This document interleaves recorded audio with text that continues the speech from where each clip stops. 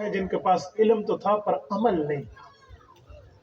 ایک وہ ہے جو پتھر کھاتا ہے، پیٹ میں پتھر ڈال کے خون کے دریا میں تیرتا ہے. کہ جی یہ کون ہے؟ کہ یہ امت کا سود خور ہے، اس نے سود کھایا ہے. ایک اور دیکھا ہے جی یہ کون ہے؟ ان کے حالات ہے کہ وہ ایک تندور میں ننگے اور جل رہے ہیں. کہ یہ زانی ہے. اللہ محفوظ، اعاذنا اللہ من الیاذ زانی. سب کو وزٹ کیا. آگے گئے ہیں بطور فطرت انسانی. رسالت مآب نے جب تنہائی دیکھی ہے کہ یہ جبرائیل تو میرے ساتھ گھر سے چلا تھا، پھر 7 آسمانوں تک، پھر بیت المقدس، طور سینہ، بیت اللہ، یثرب، ایک ایک موقع پہ ہوتے ہوئے سدرۃ المنتہا تک آیا. اب رک گیا، اب میں اکیلا. تو بطور فطرت انسان کو قدر پریشانی تو ہوتی ہے نا کہ پہلا سفر اتنا لمبا اور وہ بھی اکیلا.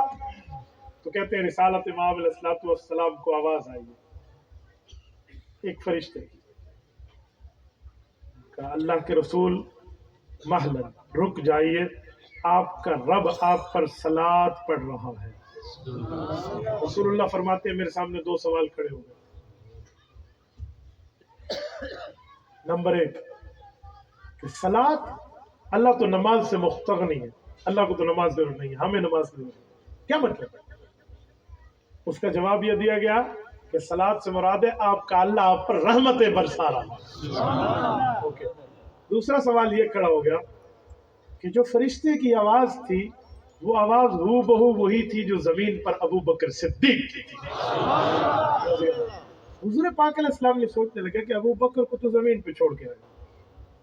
یہ حدیث پاک لکھی ہے، حضرت تھانوی نے نشر الدین میں آپ پڑھ لینا کہ ابو بکر یہاں کہاں آ گیا.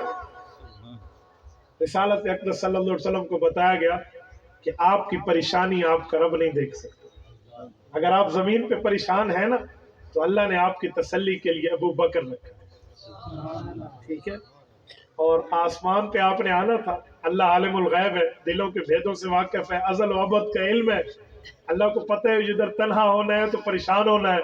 تو رب نے روز اول سے ایک فرشتہ پیدا کیا تھا جس کی آواز آپ کے ساتھی ابو بکر والی ہے، تاکہ وہ آپ کو تسلی کے لفظ کہے تو ابو بکر کے لہجے میں کہے، دوست کی بات سن کے آپ کی پریشانی جاتی ہے. یہ ہے ابو بکر صدیق کا مقام. اور میں یہاں ایک جملہ کہتا ہوں، قربان کیوں نہ ہو اس شخص پر جس کی آواز کے کاپی کرنے کے لیے رب نے آسمان پہ فرشتہ پیدا کیا. یہ آسمان کی مخلوق اس کو جانتی ہے. اس ابو بکر کا تعارف صرف مدینہ اور مکہ اور اپنے بزنس مینوں اور زمینداروں سے نہیں ہے، اس کا تعارف تو آسمان پر اس جگہ پہ بھی ہے جہاں جبرائیل جیسا فرشتہ رک گیا ہے، اکیلے محبوب مصطفیٰ گئے. وہاں کے لوگ بھی ابو بکر سے واقف ہیں. اوے توحید تو یہ ہے کہ خدا حشر میں کہہ دے یہ بندہ 2 عالم سے خفا میرے لیے ہے. 2 عالم کیا، ابو بکر کو تو عالمین والے جانتے ہیں. میرے دوستو، رسالت مآب علیہ السلام عرش معلیٰ پر پہنچے. حضور اقدس صلی اللہ علیہ وآلہ وسلم کو رب کریم کو جو تحفہ دیا ہے حضور نے، التحیات للہ والصلوات والطیبات، عبادات کا مالی بدنی قولی تمام عبادات کا تحفہ.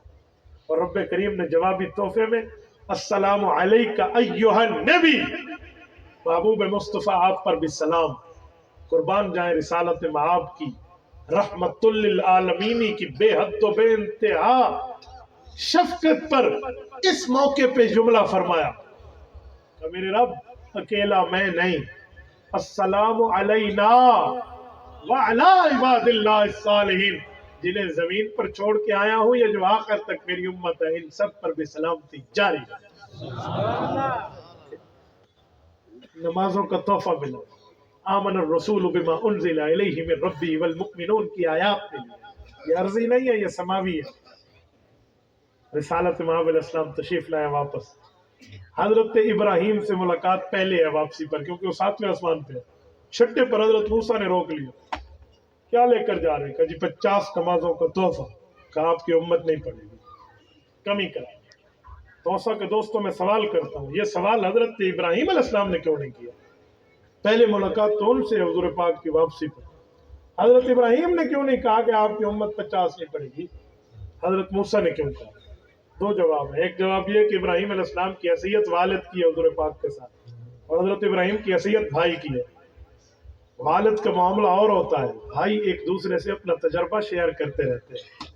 حضرت موسیٰ نے فرمایا یا رسول اللہ میری امت پر بھی 50 نمازیں فرض تھی، انہوں نے نہیں پڑھی، اس لیے آپ بھی کم کرا دیجیے. رسالت میں آپ نے بات مانی ہے اور تشریف لے گئے ہیں. روایت میں یا 5 یا 10 دونوں کی روایت آتی ہے، کمی ہوتی ہے. سنیں حضور پاک علیہ الصلوۃ والسلام جو گئے ہیں، حضرت موسیٰ نے واپس کیوں بھیجا؟ ٹھیک ہے شفقت کی ایک وجہ تو ہے کہ 50 نمازیں امت نہیں پڑے گی، کوئی اور وجہ بھی ہے. ایک اور وجہ بھی ہے، وہ کیا ہے؟ حضرت موسیٰ نے رب سے دعا کی تھی اے اللہ میں تمہیں دیکھنا چاہتا ہوں. رب نے فرمایا لن ترانی، تو مجھے نہیں دیکھ سکتے. اور اب حضرت موسیٰ کو بتایا جا رہا ہے آپ تو نہیں دیکھ سکے، محمد مصطفیٰ میرا وہ حبیب ہے جو مجھے دیکھ کر آ اور جا رہا ہے.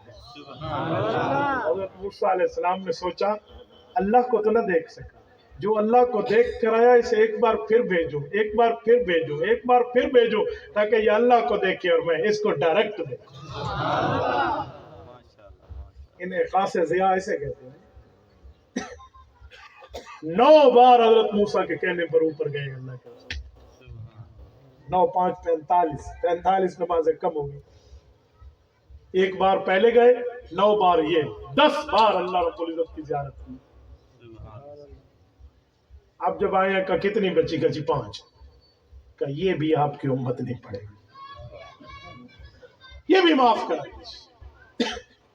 حضور پاک نے فرمایا موسیٰ علیہ السلام اب مجھے اللہ کی رحمت سے حیا آتی.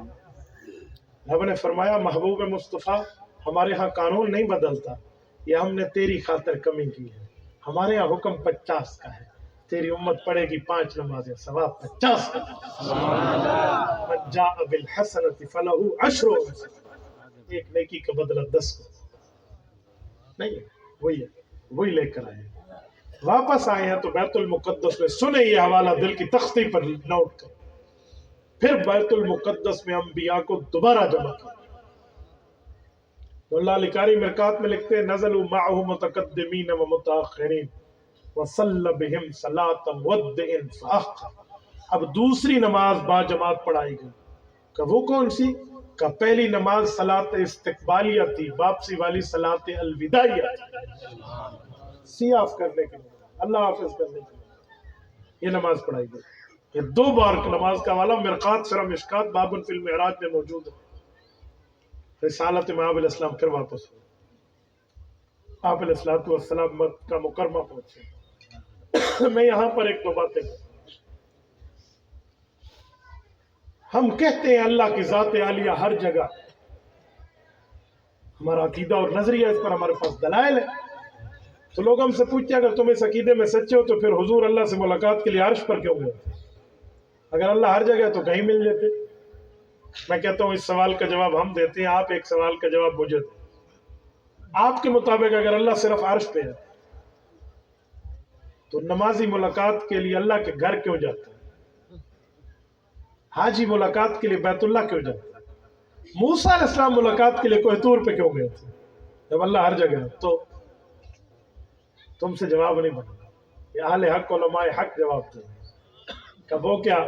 میں نے کہا اللہ ہر جگہ ہے، جسم سے پاک ہے، لیکن اللہ ملاقاتی کی حیثیت کو دیکھتے ہیں، کس سے کہاں ملاقات کریں. اگر حیثیت عام نمازی جیسی ہے تو ملاقات مسجد میں، حیثیت حاجی جیسی ہے تو ملاقات بیت اللہ میں، حیثیت موسیٰ کلیم جیسی ہے تو ملاقات کوہ طور پہ ہے، حیثیت محمد مصطفیٰ جیسی ہے تو ملاقات عرش معلی. اللہ ہر جگہ. یہ ہم نہیں کہہ سکتے کہ اللہ ایک جگہ ہے. اللہ ہر جگہ ہے، ملاقاتی کی حیثیت دیکھی جاتی ہے. آپ اور ہم کسی دوست سے گلی میں ملتے ہیں، کسی کو بیٹھک میں لاتے ہیں، کسی کو گھر میں بٹھاتے ہیں، کسی کو اپنے بستر پر لاتے ہیں. حیثیت ہوتی ہے بھائی. تو اس لیے یہ آپ اعتراض نہیں کر سکتے کہ اللہ کی ذات ہے. نمبر 2، ایک جملہ میں اور بھی کہتا ہوں کہ رسالت مآب نے جو انبیاء کو نماز پڑھائی ہے یہ روحیں تھی یا جسم تھے؟ ابھی بھائی کہہ رہے تھے روح اور جسم دونوں، آدھی بات نہ کریں. اللہ علی قاری فرماتے ہیں انما الصلاۃ तकूनु लिल अशबाह ला लिल अरवाह ला सय्यमा, अकेली रूहें नमाज नहीं पढ़ती, रूह माल जसद नमाज पढ़ी जाती, रूह माल जसद। मौलाना इदरीस कांदलवी सीरतुल मुस्तफा में लिखते हैं कि कैसे, तो कहा वमा ज़ालिका अलल्लाहि बिअज़ीज़, ये आयत लिखी कि अल्लाह हर चीज पर कादिर है, अल्लाह ले गया, अल्लाह ले गया है।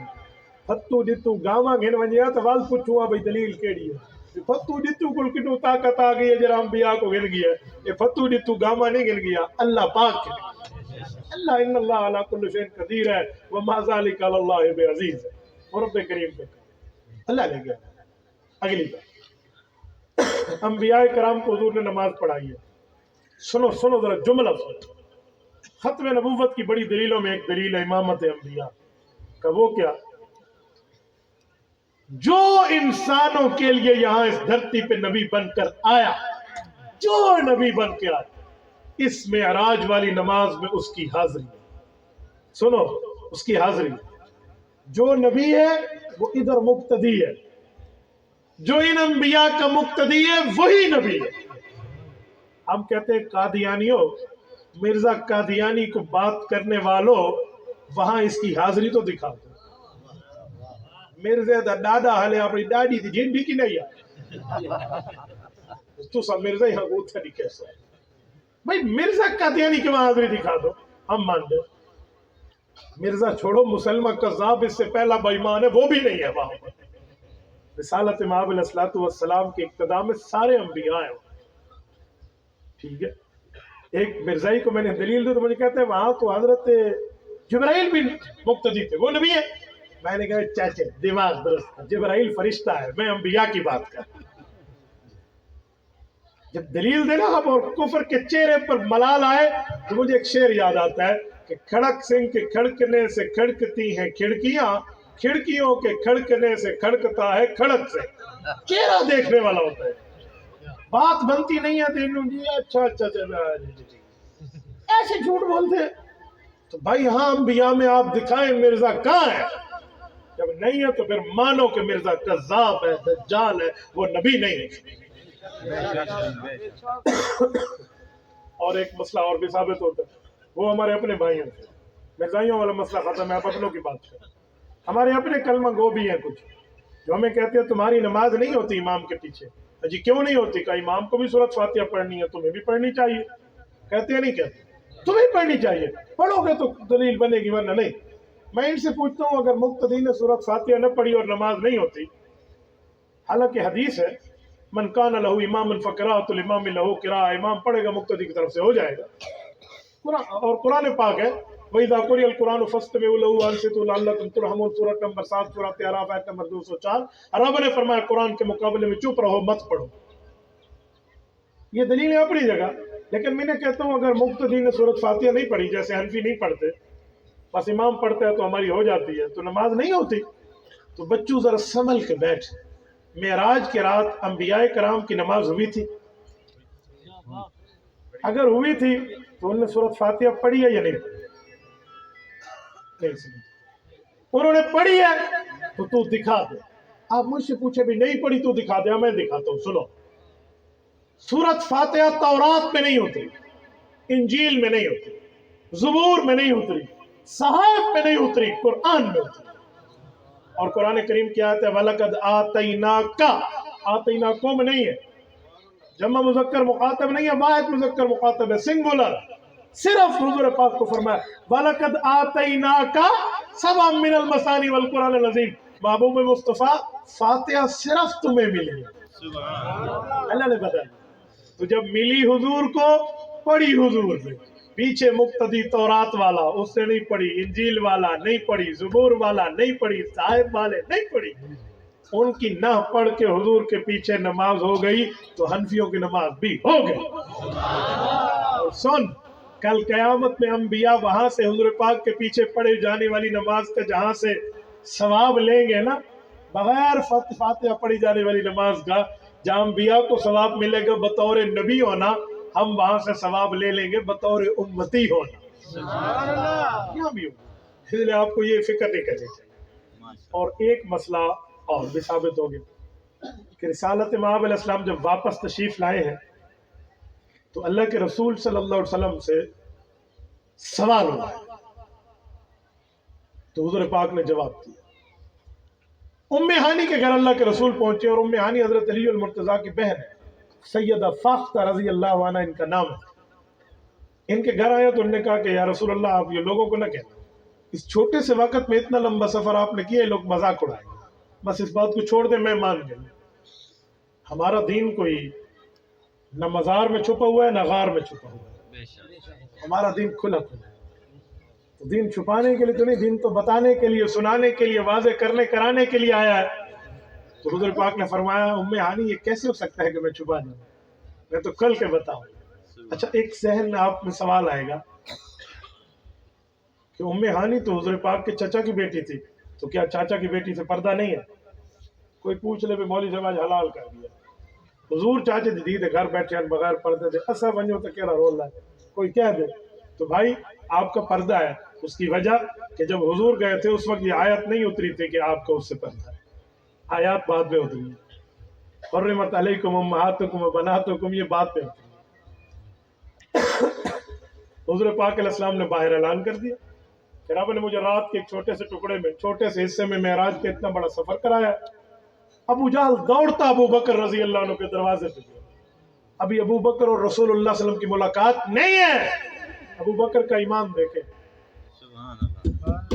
دروازہ کھٹکھٹایا، حضرت ابو بکر باہر آئے، ابو بکر ایک بات بتا کہ جی پوچھ۔ حضرت ابو بکر نے چہرہ تو پڑا ہوگا نا ابو جہل کا کہ ہوائیاں کیوں اڑی ہوئی ہیں؟ کہ ایک بات بتا، ایک بندہ کہ رات کو میں مکہ سے نکلا ہوں، بیت المقدس گیا ہوں، وہاں سے نکلا ہوں، آسمانوں پہ گیا ہوں اور ہو کے آ بھی گیا ہوں، اور ابھی بھی رات کا ٹائم ہے، دن ابھی شروع نہیں ہوا، ایسا ہو سکتا ہے؟ تو ابو بکر صدیق نے پوچھا ابو جہل یہ بتا کہا کس نے؟ یہ نہ کہا کوئی کہتا ہے، کہا کس نے؟ قائل کون ہے، فائل کون ہے، کہنے والا کون ہے؟ کہ یہ چھوڑ، تو بتا ایسے کوئی کر سکتا ہے؟ میرے دوستو حضرت ابو بکر کا جواب سن، کہا کوئی نہیں جا سکتا، لیکن میرا محبوب مصطفیٰ کہے تو میں مان سکتا ہوں کہ وہ جا سکتا۔ مثال دوں آپ کو، یہ عقل کے خلاف نہیں، عقل کے مطابق میں مثال دے، اللہ ہمارے علماء کو یہ چیزیں عطا فرمائے۔ بھائی فرید طیب صاحب کے پاس جہاز ہے اور مولانا اجاز صاحب کے پاس کار ہے، مولانا کہے میں کراچی 1 گھنٹے میں پہنچاؤں تو نہیں مان سکتے کہ کار والا تو 1 گھنٹے میں نہیں جائے، لیکن جو اس کے پاس فلائٹ ہے، جس کے پاس طیارہ ہے، وہ کہے میں تو 1 گھنٹے میں کراچی پہنچاؤں، مان سکتے یا نہیں مان سکتے؟ مان سکتے۔ ابو بکر کا جواب عقل کے مطابق ہے کہ محبوب مصطفیٰ کے پاس تو سدرۃ المنتہا سے منٹوں سیکنڈوں میں جبرائیل خادم بن کے آ سکتا ہے، حضور کیسے نہیں جا سکتے؟ حضور کیسے نہیں جا سکتے؟ ابو بکر کا تو عقل کے مطابق جواب ہے کہ پہنچ کہاں ہے رسالت مآب کی۔ سنیں اب میں ایک جملہ یہاں کہتا ہوں کہ بدقسمت تھا ابو جہل، خوش قسمت ہے ابو بکر۔ کیوں؟ ابو جہل نے حضور کے منہ سے سنا نہیں مانا، اور ابو بکر نے ابھی حضور سے نہیں ابو جہل کے منہ سے سنا ہے، بن دیکھے حضور کی تصدیق کی۔ اے تیری بدقسمتی ابو جہل، تو محمد مصطفیٰ کے منہ سے سن کے نہ مان سکا، خوش قسمتی ابو بکر کی، سلام عقیدت ابو بکر کو جو تجھ جیسے دشمن کے منہ سے حضور کی بات سن کے بن دیکھے مان گیا۔ ابھی تو 24ویں پارے کا پہلا صفحہ کہتا ہے والذی جاء بالصدق وصدق به اولئک هم المتقون۔ نعرہ تکبیر، شان صدیق اکبر زندہ باد، مصطفیٰ کا ہم سفر، مصطفیٰ کا ہم سفر، خوش قسمتی ابو بکر۔ جب رسالت مآب علیہ السلام واپس تشریف لائے، یہ سفر معراج رات کے ایک حصے میں پورا ہوا۔ اب اس سفر معراج کی تمام حکمتوں کو مد نظر رکھ کے آپ کو اور مجھے کچھ سبق ملتے ہیں۔